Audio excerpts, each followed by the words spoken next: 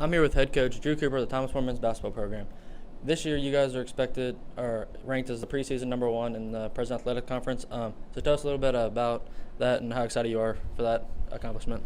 Yeah, we're excited. I think that I don't want to be too cliche about what preseason rankings are, but I think most importantly, I want our veterans, our returners, to take this as a compliment to them. Sawyer Polly is in his 4th year of the program and has done a tremendous job. And as a senior, he's the only senior on our roster this year. We're expecting leadership out of him because he knows how we want to do things, and again, he fits the role to a T. So that's advantage us there.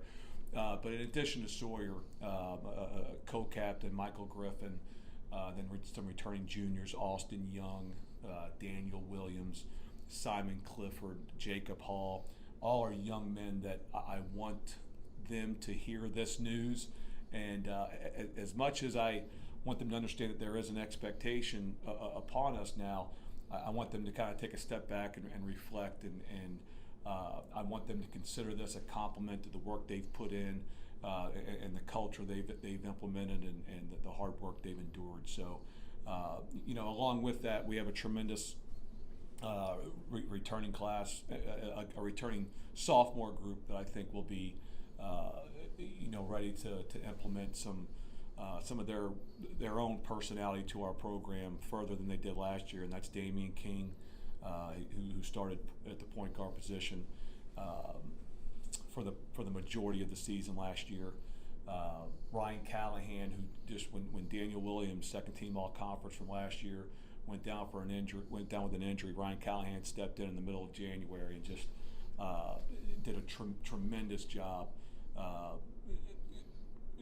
Becoming a threat, 3-point threat, and making the defense respect our perimeter game. We can keep going on. Brandon Horn was actually a leader in minutes for us last year, so we're expecting that he will continue to be a defensive presence and our leader in deflections and one of our leaders in rebounds. So. And then, of course, our post presence that adds depth at that position is Junior Stockwell. Junior is such a tremendous young man. So we have a great group returning from last year. And, again, a little bit more pressure, some more expectations, but this is a compliment to those young men for the work that they've done and the work they've put in here. All right, so your non-conference schedule this year is pretty tough. So tell us how that is preparing you guys for the tough competition you will see when you get into the PAC play. Right. So out of conference schedule, we just this week we had an exhibition with Austin Peay University, an NCAA Division I school that went to the NCAA tournament last year. They exposed you for what you are. So that was a good learning experience. Good experience for our guys to go down there and play that game. As the preseason rankings come out, you look at it, and we're playing Mount St. Joe University, who's preseason #1 in the Heartland Conference. We're playing Transylvania University, who's preseason #2 in the Heartland Conference. We're actually opening up at them. And there's just good out-of-conference. Franklin College is also in the Heartland.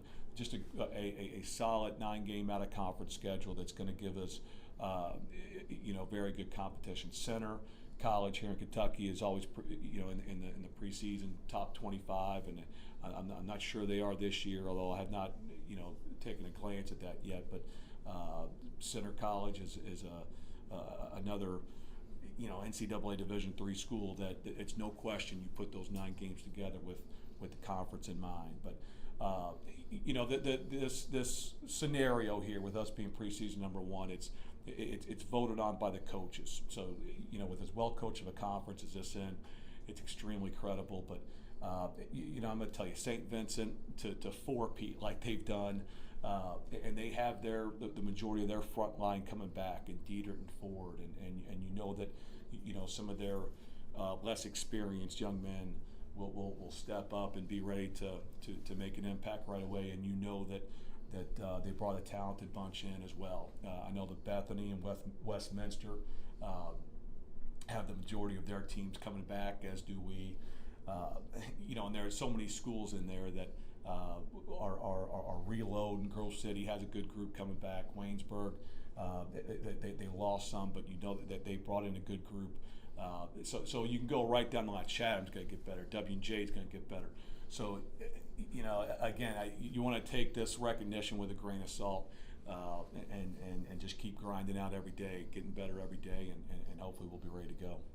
All right, so other than the returners you said are going to be a big impact to this year, you guys have about 9-10 freshmen that are coming in. So tell us a little about some of them freshmen and the impact they can have on this team. Right, we have freshmen coming in. We also have a couple transfers. I think we'll, again, I don't want to leave anybody out, but Ralphie Stone and C.J. Shanklin are two transfers that have 3 years of eligibility that have the potential to make an impact right away. Brandon Cleefit from Bullitt East High School here in Kentucky is an all-6 region player.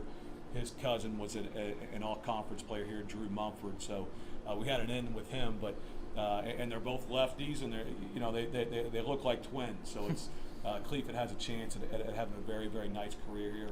Ryan Baker from Silver Creek High School in Indiana. I'm very excited about the group we brought in. Gavin James from Henry County. And I can keep going. Nate Graham from Cincinnati Christian.